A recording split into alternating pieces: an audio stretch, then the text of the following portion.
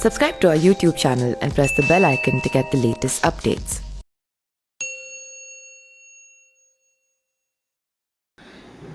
नमस्कार, मैं पिंटू सिंह यादव आप सभी का स्वागत करते हैं न्यूज लाइव में। दोस्तों, देश को आज नया उपराष्ट्रपति मिल गया है। उपराष्ट्रपति पद के लिए आज वोट डाले गए थे और देर शाम जो है वो नतीजे भी घोषित हो गए हैं और जगदीप धनखड़ जो हैं वो भारत के अगले उपराष्ट्रपति बन गए हैं।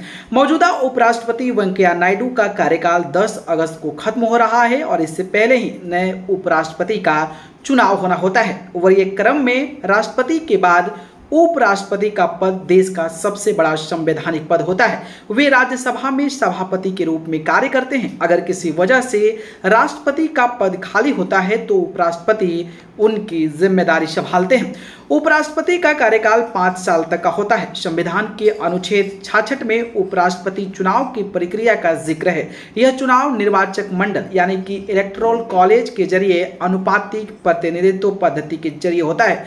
इसमें संसद के दोनों सदनों यानी कि लोकसभा और राज्यसभा के सदस्य वोट डालते हैं। उपराष्ट्रपति के कार्यकाल पूरा होने के 60 दिनों के अंदर ही चुनाव कराना जरूरी होता है। लेकिन जगदीप धनखड़ के उपराष्ट्रपति बनने के बाद लोगों के जहन में ये सवाल होता है कि आखिरकार उपराष्ट्रपति की सैलरी क्या होती है, उनका अधिकार क्या होता है। तमाम तरीके की जो चीजें हैं वो जानने की आप कोशिश करते हैं। तो आज के वीडियो में मैं आपको उनकी सैलरी के बारे में पूरी इंफॉर्मेशन और पूरी डिटेल बताने वाला हूं।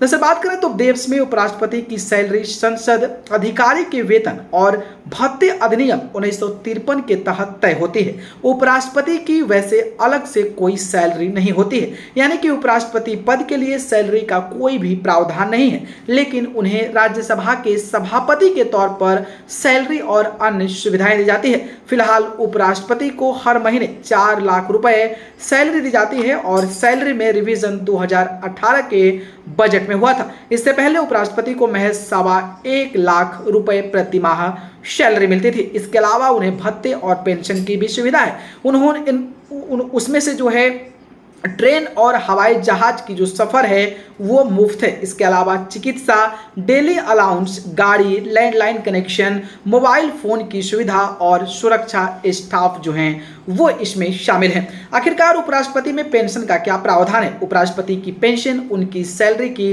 50% होती है। रिटायरमेंट के बाद भी उन्हें पेंशन के साथ तमाम तरह की सुविधाएं दी जाती है। संविधान में प्रावधान किया गया है कि जब उपराष्ट्रपति की अनुपस्थिति में उनकी जिम्मेदारी संभालेंगे तो उस दौरान उनको राष्ट्रपति की सैलरी दी जाएगी, यानी उस दौरान उनकी सैलरी राष्ट्रपति की जितना ही होगी वह राष्ट्रपति जैसे हर सुविधा पाने के हकदार होते हैं।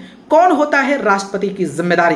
उपराष्ट्रपति राज्यसभा में सभापति के रूप में कार्य करते हैं। उनकी अनुपस्थिति में डिप्टी चेयरमैन राज्यसभा की जिम्मेदारी निभाते हैं। अगर राष्ट्रपति का पद किसी वजह से खाली होता है तो उपराष्ट्रपति उनकी भूमिका निभाते हैं। वो अधिकतम 6 महीने के लिए यह भूमिका निभा सकते हैं। इसके बाद नए राष्ट्रपति का चुनाव कराना जरूरी होता है। कोई भी भारतीय नागरिक जिनकी उम्र 35 साल है वह उपराष्ट्रपति बनने के लिए पात्र है, उसके पास कोई लाभ का पद नहीं होना चाहिए। तो दोस्तों, आज के वीडियो में जिस तरीके से Jagdeep Dhankhar is the new vice president of India will be elected, after that you have to need lot of information regarding the salaries of the vice president. So I'm just sharing some data with related to the salary and with related to the rights for the countries की vice president की क्या responsibilities होती है, तमाम जो चीज़ें हैं वो मैं आपको शेयर किया।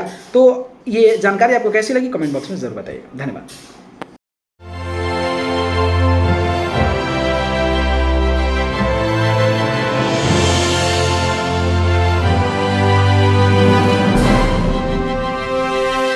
Subscribe to our YouTube channel and press the bell icon to get the latest updates.